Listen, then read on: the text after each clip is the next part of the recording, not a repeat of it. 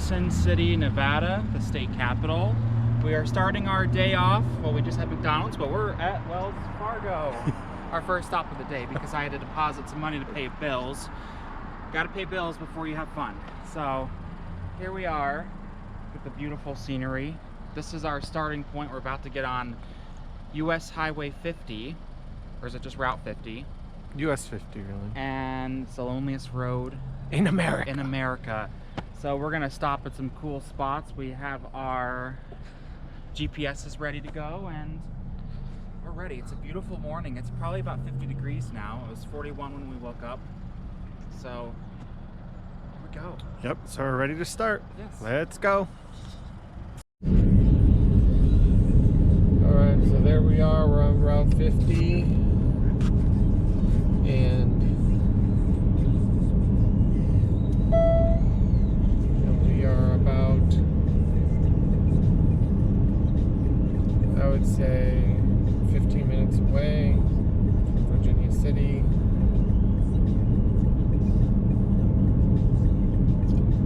Yeah, scenery's already looking nice.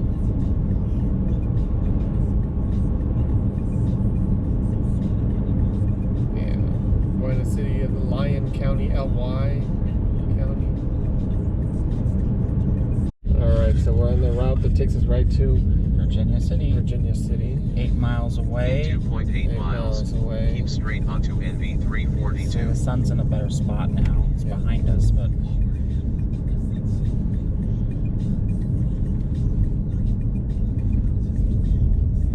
alright. Yep. We had to quiet the GPS down a little bit. It was distracting us. This looks beautiful right here. It does. So we're off of State Road 50. We're on Highway 342. We have to make a 10-minute detour to go Virginia City. To Virginia City. Yep. So, but it's worth it. So we're gonna do it. A lot of people do it when they go to Route 50. It's just a very, what you call it? I don't know if it's old school town or it's just a very old village, old town that has its original aesthetics. So we're going. I'll go check and see what's up. Oh, look over here. This is really nice.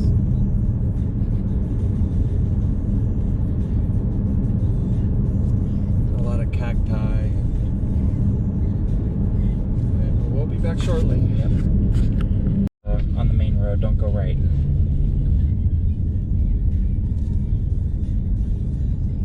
In 3 1/4 miles, turn right on Nevada 342.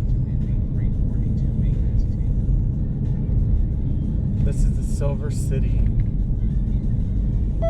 Elevation 5100. What does that say right there? Where is it?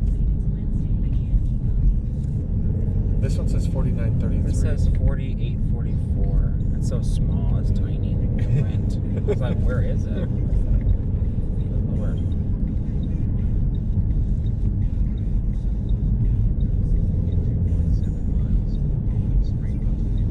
Wow. It's like a little town. Yeah. It's very tucked away. This is Silver City, though. I wonder what the population is. It didn't say. Usually it says it on the little street thing, but it Yeah, didn't say. I thought the elevation was, but no, it was the, yeah.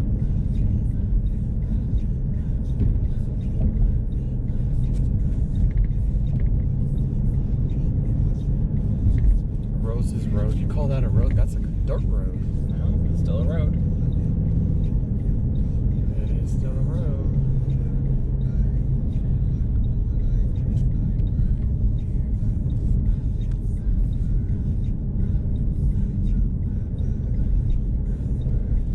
Story County line.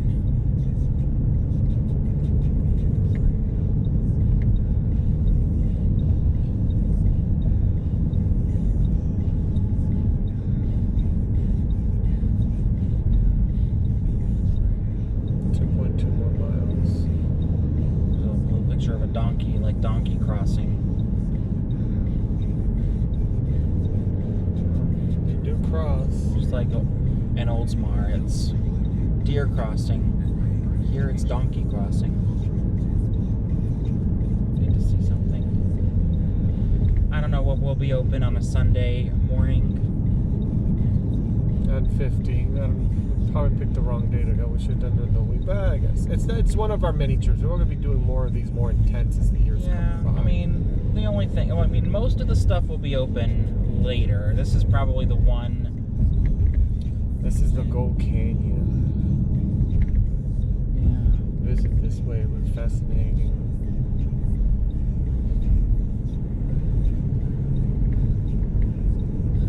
Well, so we'll have more later in the day, but it's still early in the morning here. It's 8:30 in the morning. So I don't know what will be open, but at least we'll get to like walk around and see like the old preserved town and take some pictures and Getting to the yeah. town.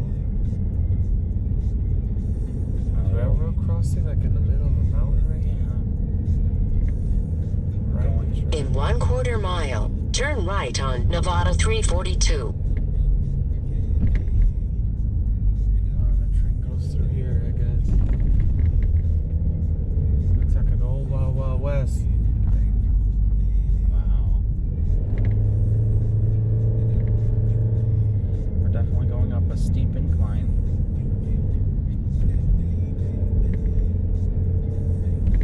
Turn right on Nevada 342.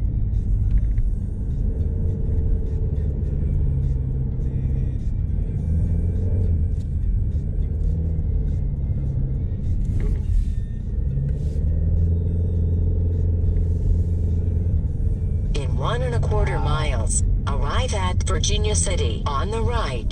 That sun I can't is see anything. bright. I hope there's a nice Virginia City sign I can take a picture of. Oh, me too.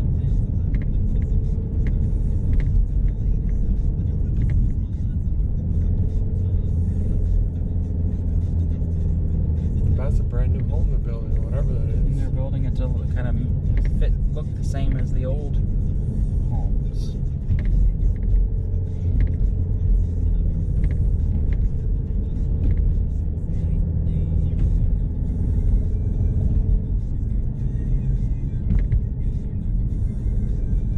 Comstock Lodge. This is Slow down. there it is, Virginia City. Is that the only one? Well, let's Yeah. take it just in Take a case. picture of it, I guess. I mean, I hope there's a nice, like, scenic one. I'm just gonna take it through the window like that. Yeah.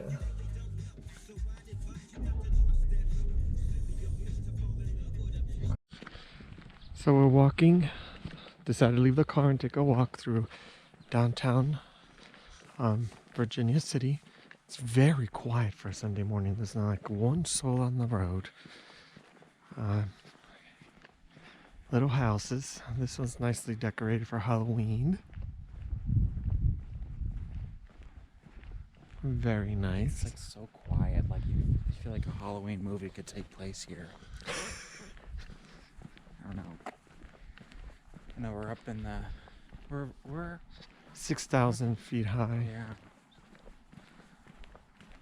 So yeah, I mean, there's a car coming. I can hear it. Yeah. But it's quiet, peaceful. I wonder how people live here, though. This house is pretty cool. They put beware and the blood in the back. Look at that. Nice town for this. The Motel Market.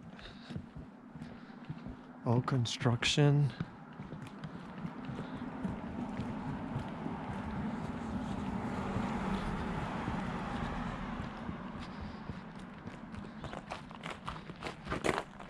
Sugarloaf Motel Market. So this is a motel. Small little 11-room motel. Maybe next time we should stay here. Yeah, I was thinking if we could have stayed here and been on the first spot. I didn't know. And market. Oh, there's a market that's open right there too. No vacancy. They got the no. Oh. I guess that wasn't an option. Store.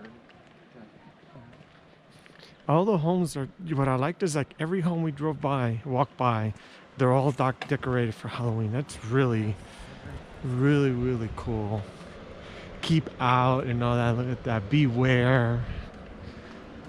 With the spider webs. That's like really, really cool.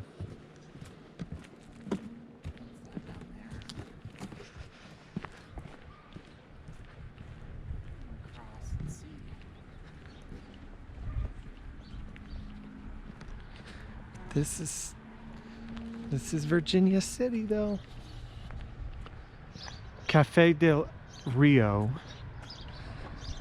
That looks like a nice place for a photograph. Yeah. I think there's a little more stuff coming down here. Like the trading post, the stores. Nice flowers.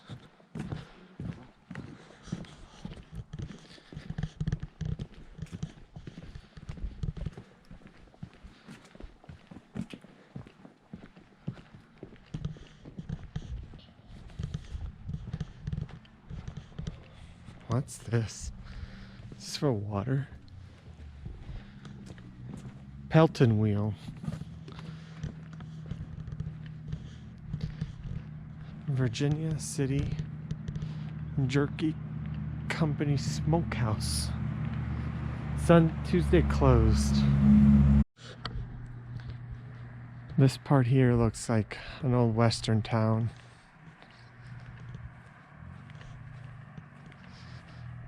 Here's the Virginia City Mining Company. That's a really cool picture. I was just gonna get The sun was in the way.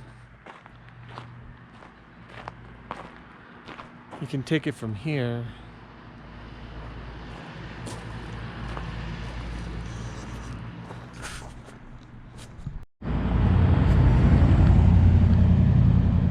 So here you have like, there's a ghost town store. Look at that. Country collectibles and look at that. Isn't that cool? I'm talking to myself. I thought you were behind me.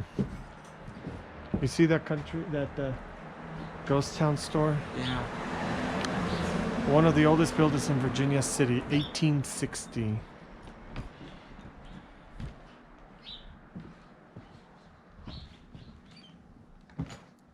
Wow. Wooden art. That's cool.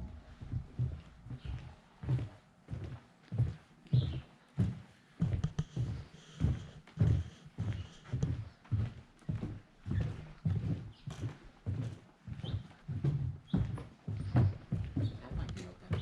The coffee house. The door is open. I just had coffee, but I wouldn't mind.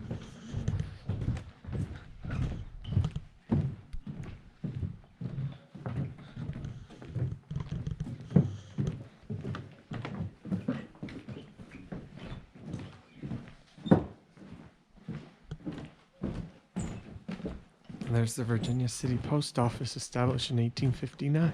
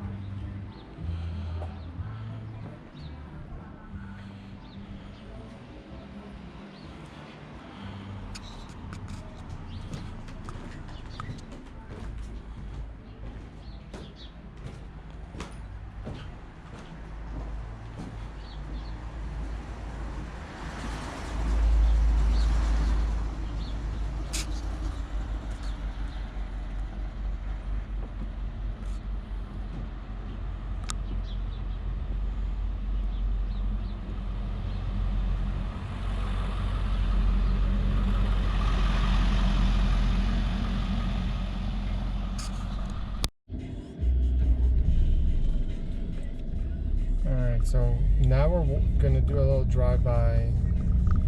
Virginia City. Yep. We walked it, now we're gonna drive it.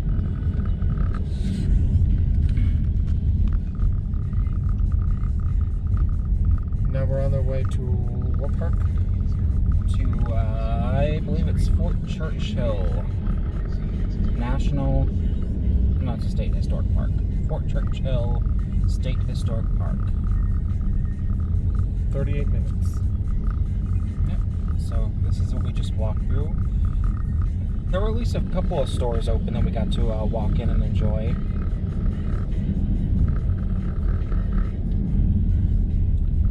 Yeah, it's a nice little town. It's just a strip.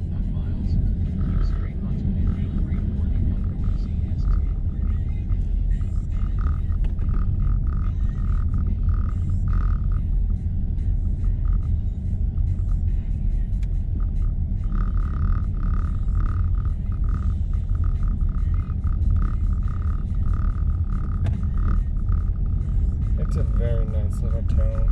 Yeah, it is.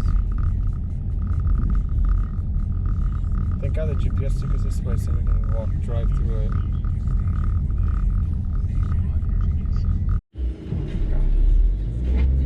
Alright, here we are. We are About a mile, not even half a mile. half a mile away from Fort Churchill State Park. Look at the road leading to it. It's so beautiful.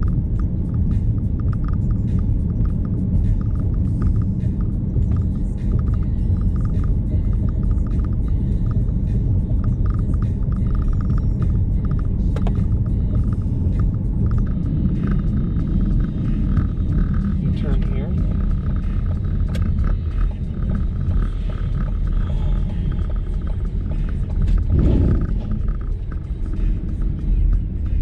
Kind of a cacti thing.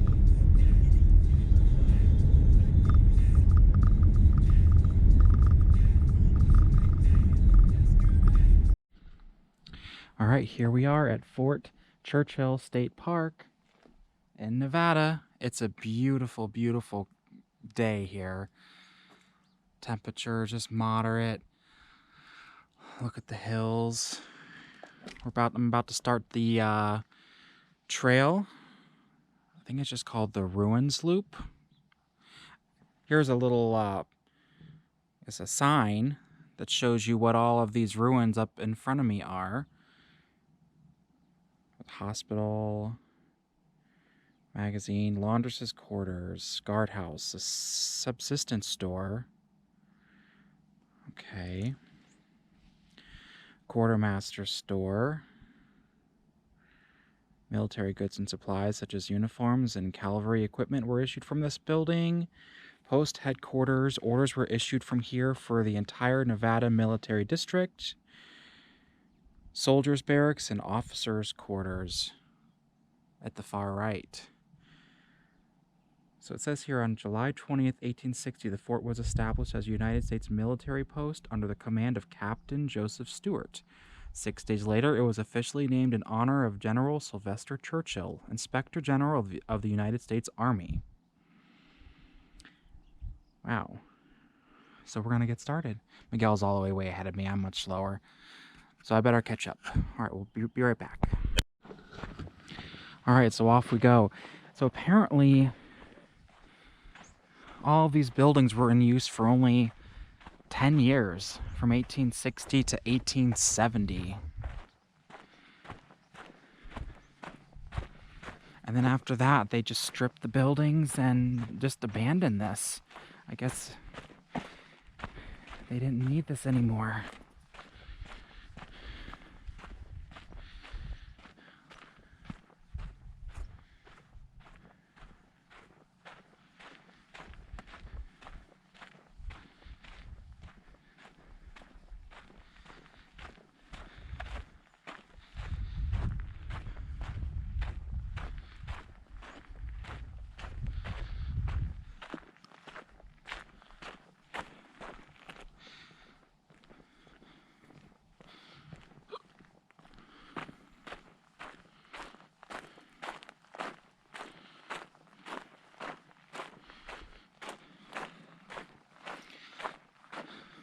over here.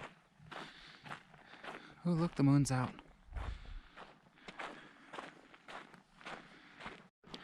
All right, I'm at my first stop. We're at the officers' quarters right in front of us here. Officers and their families lived in 6 1.5-story buildings made of adobe walls, 20 inches thick. Wide porches sheltered 3 sides of each building, and attached to the back was a woodshed and privy. No trampling through the weather for these officers. The first floor contained a parlor, 2 bedrooms, a dining room, and a kitchen with a cellar. Life at this post was far more pleasant than other, more isolated outposts, and officers considered Fort Churchill a luxury assignment. Ooh. Man, look at the view they had too. Like, seriously.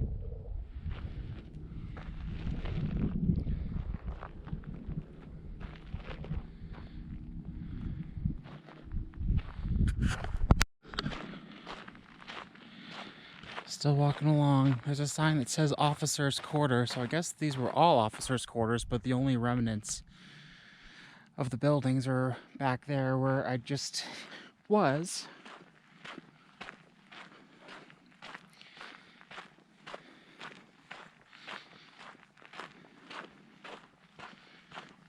I'm about to turn the corner here and got a series of more ruins. Let's see what they are.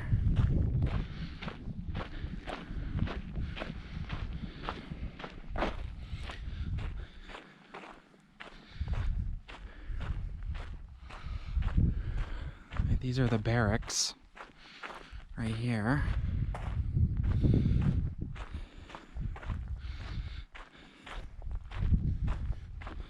I just can't get over the view. Mess hall. All right, more of the barracks.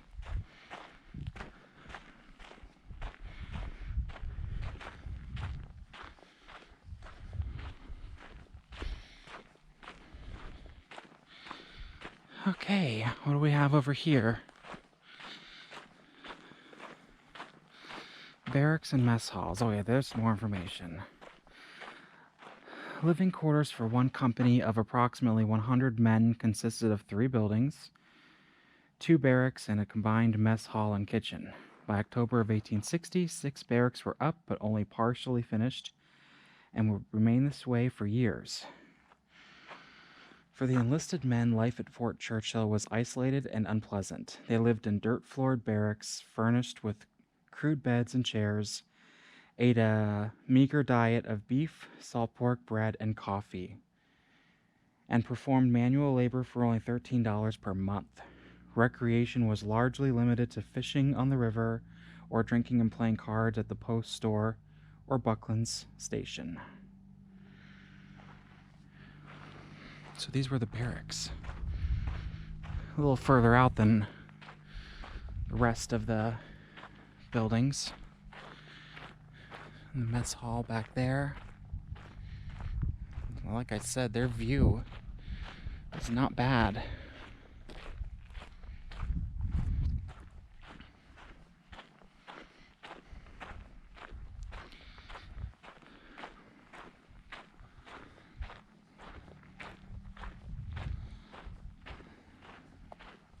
Me personally, I could just look at the desert, the hills for hours. I could just stand here for hours and look and just not leave.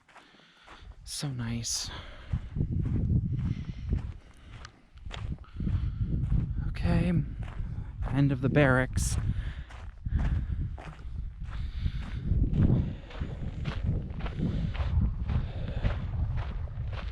There is a nature trail that extends past the ruin sloop, but that's for another time. So we're going to continue this way, but again, this is the nature trail. It just takes you further back. It's like a longer version, but I'm gonna keep walking and take some pictures. This is just amazing.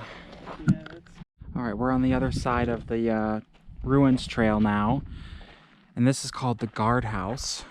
Here's a picture of it.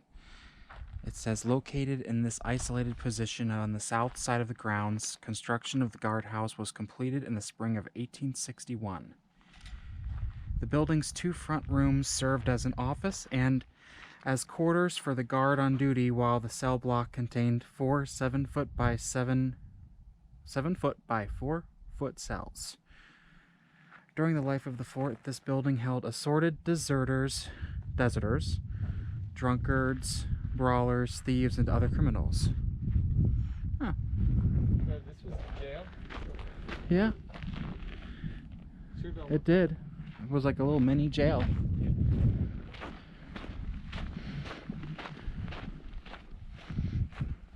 Look behind. So beautiful. Powder Magazine. I don't really know what that is. There might be a sign here that says what it is.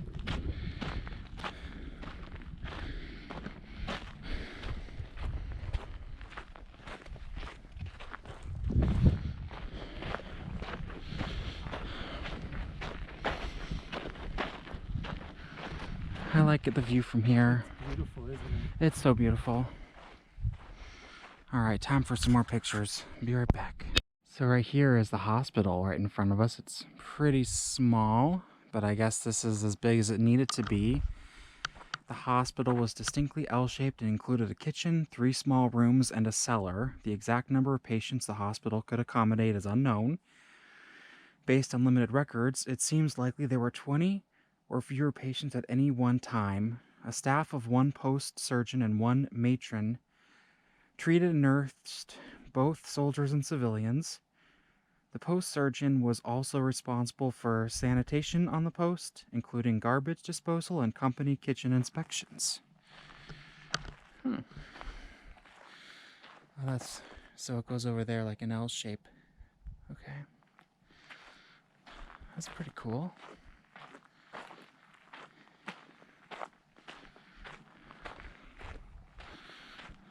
Oh, what's down here? It's in its own little secluded spot.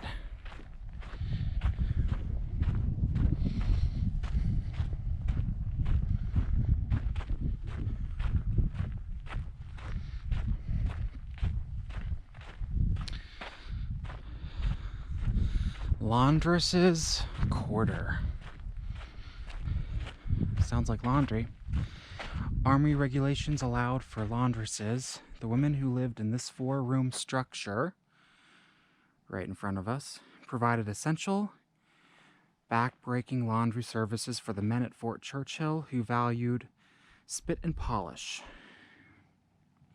The Army provided living quarters and a daily ration for each woman, while the soldiers themselves paid for laundry services.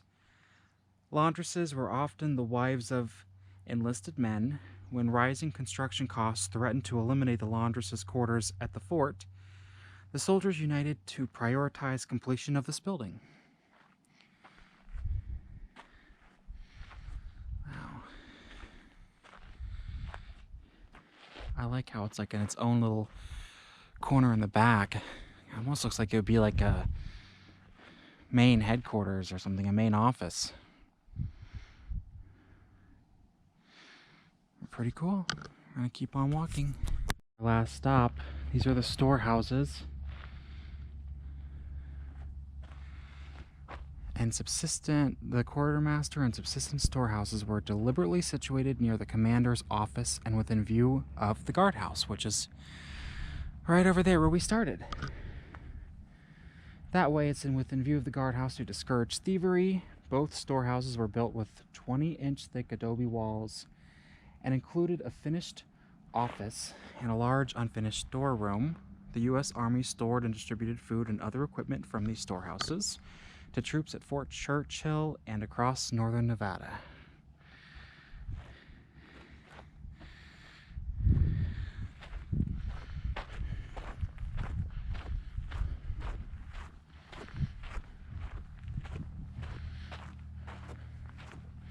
commander's office. It was a headquarters and courtroom for Fort Churchill.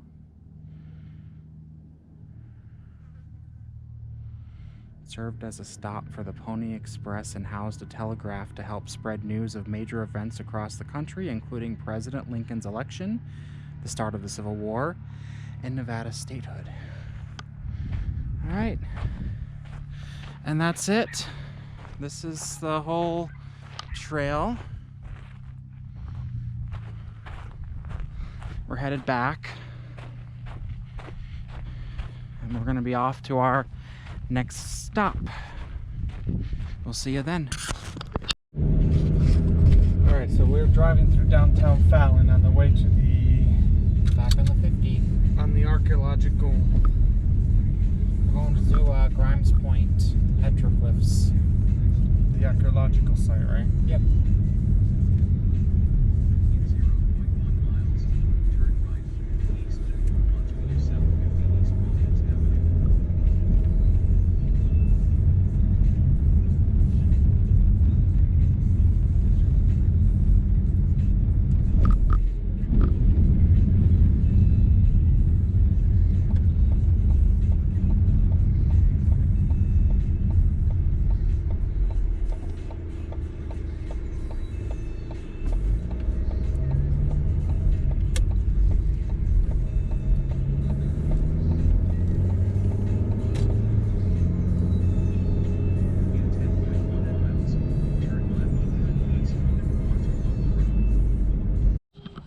So this is Grimes Point Archaeological Area.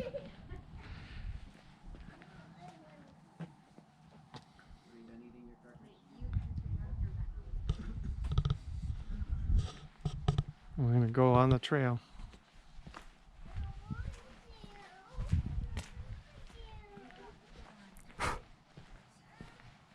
This way to the trail. Here's all the boulders where humans from thousands of years ago used their hands and they drew all different types of designs, patterns, you name it.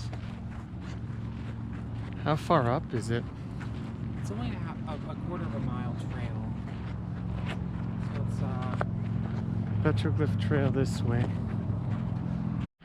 Alright, so we're here at the Grimes Point archaeological site. We're looking at a big boulder here. It says the crater-like depressions and elongated grooves seen on the boulder before you possibly date back 7,000 years or more. This pit and groove petroglyph style is believed to be the oldest at Grimes Point. Depressions were made by striking the boulder's surface with a rock. So kind of like you see the little the dips in there. Wow. What else does it say? Another more common petroglyph style is called Great Basin Impact. It is thought to date from 1000 BC to 1500 AD and made in the same fashion as the pit and groove style.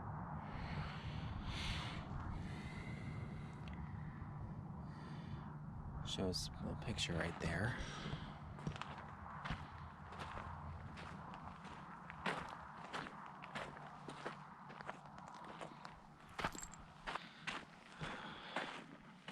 Marks of time. Okay.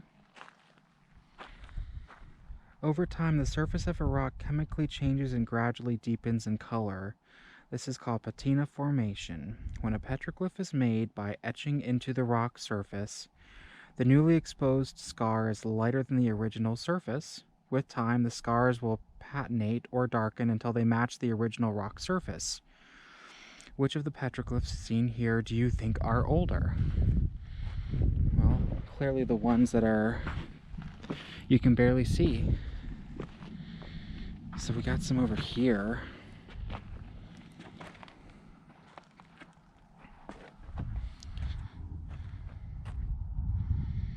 That's pretty cool. We got a nice view too. We're in the middle of just desert. It's amazing.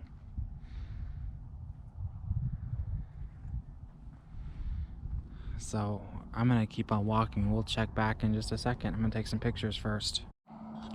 All right, we're continuing our route on the Petroglyph Trail at Grimes Point, looking at a sign here called Styles of the Past. While petroglyphs were etched or scratched into the rock surface, pictographs were painted using natural materials as pigments. One of the oldest petroglyph styles can be seen as circular and wavy lines and may be almost 3,000 years old. Straighter lines or angular designs are newer and are between 500 and 2,000 years old. And we see some the meaning of these abstract petroglyphs remains a mystery. At other locations you may see representational petroglyphs. They look like objects or animals that are familiar to us. This is one that truly stands out right here.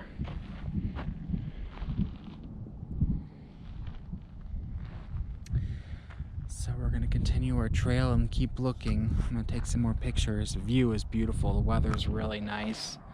Look at a 360, and over there the rolling hills. There's Miguel taking pictures. Alright, we're going to keep going. Okay, so now we have a sign called Beachfront Property. On the mountain slopes in the distance you can see a series of horizontal lines or terraces etched into the side of the range. These beach lines are left by waves of ancient Lake Lahontan, I'm sorry if I'm mispronouncing it. Over 12,000 years ago, the lake reached a maximum depth of 700 feet. At that time, the spot where you are standing was more than 400 feet underwater. When early man lived here, the lake was at a much lower level and most of Grimes Point was above water. Imagine if you can all the changes that have taken place over time. So if you look in the distance and see the lighter colors, that's like an ancient ring from where the water used to be, because it's saying here over 12,000 years ago the lake reached a maximum depth of 700 feet. So where we were standing at that time would be 400 feet underwater. Look at how it's darker, but then it's lighter in that one part. Isn't that interesting? Yeah. So it used to be a lake. Yeah. 12,000 years ago. Yeah, around that time. Alright, we'll keep on walking. Alright, we're wrapping up the trail. It's a quarter-mile trail. Well, this is got quite a bit of some design going on here. It says, according to anthropologists, many hunter-gatherer societies, such as those who lived here, had a spiritual leader called a shaman. During the hunt, the shaman was called on to perform rituals to ensure success. One theory is that some of the petroglyphs here and elsewhere in the Great Basin are related to ritual practices of the shaman. Right here. I don't know if you can see it. Here, I'll move out of the way.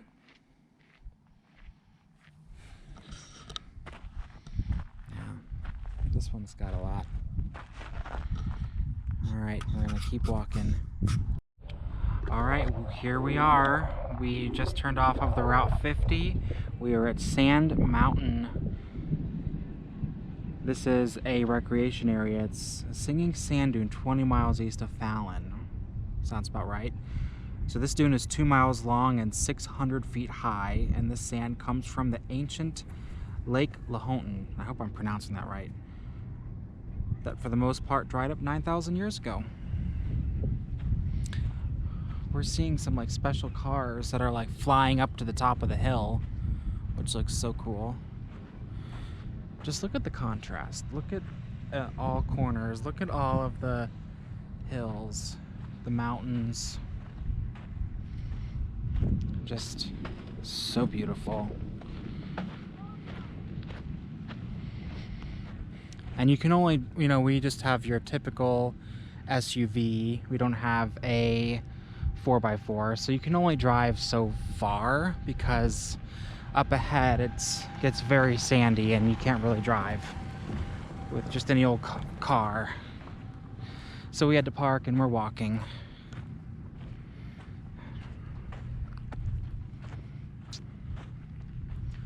So yeah. It's about 80 degrees out. And it just feels nice. And just like most desert days, not a cloud in the sky. I'm gonna go do a circle around again because I just can't get enough of these views.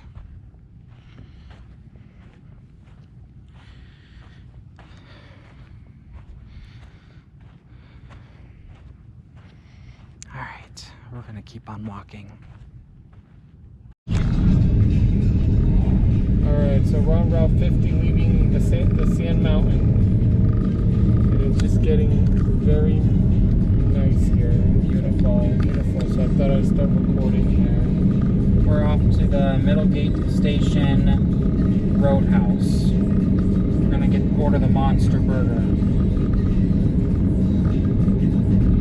We haven't eaten since the morning and it's almost 2 o'clock. No, it's almost 3 o'clock in the afternoon. So you can imagine. I think we're ready to eat a Monster Burger, aren't we?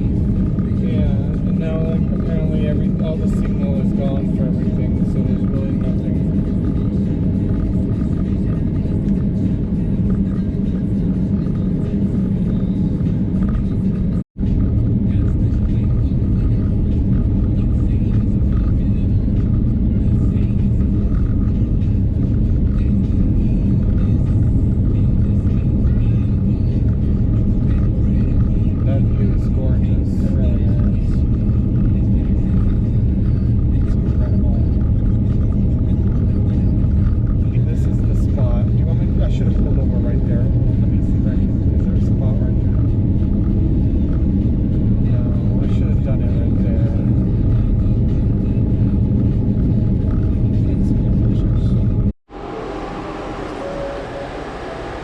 Middlegate Station restaurant, really nice. It's got like dollar bills. A lot of nice artifacts.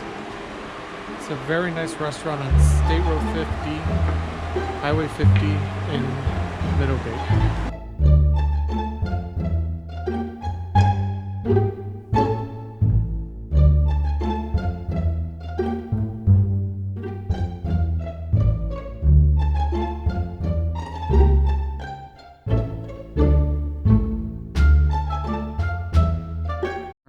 So we are continuing our journey on the loneliest road in America.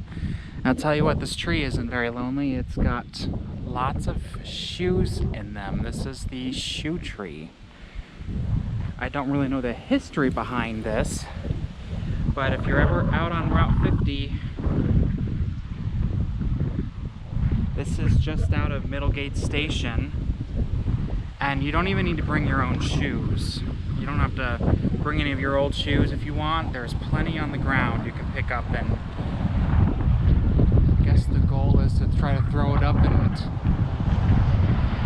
make it hang. That's pretty cool. There's a lot of shoes down there.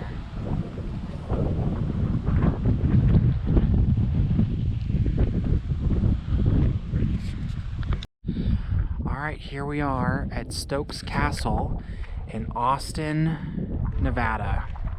It's 5:30 in the afternoon. It's starting to get a little chilly out, but it's just so beautiful.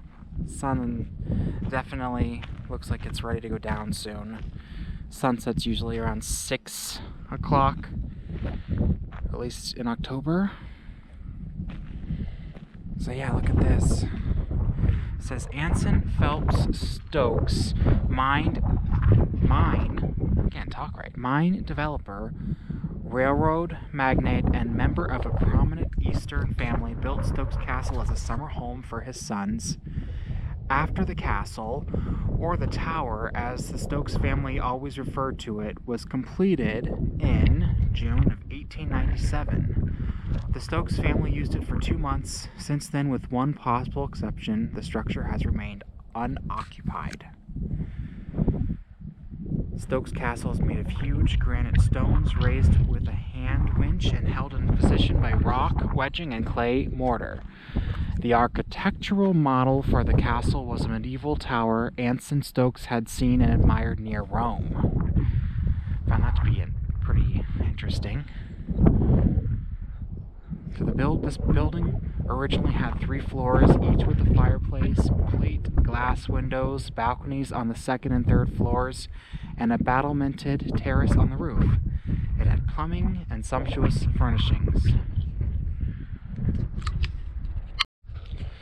Yeah, so this is definitely worth a visit. Miguel and I are the only ones here. Looks like a little place to have a fireplace and a little place to sit, chill. Look at the view. This is just so incredible. The sun is like really bright.